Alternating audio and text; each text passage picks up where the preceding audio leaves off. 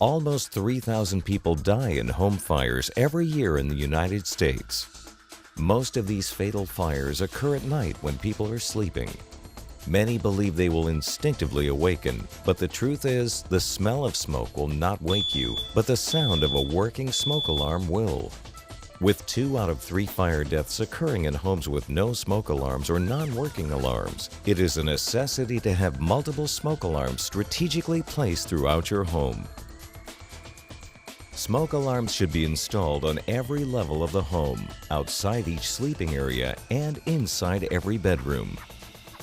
Since smoke rises, alarms need to be installed on the ceiling or on the wall between 4 to 6 inches from the ceiling. There are specialty alarms with flashing lights and bed shakers available for the hearing impaired. It's important to test all smoke alarms once a month by pressing the test button.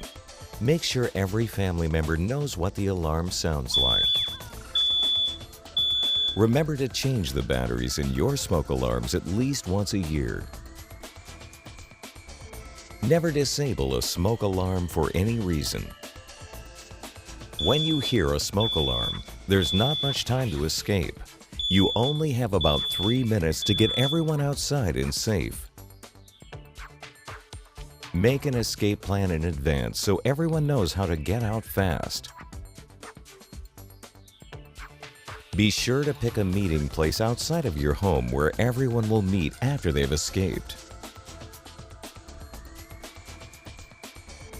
Always call 911 from outside your home, and remember, never go back inside a burning building for any reason.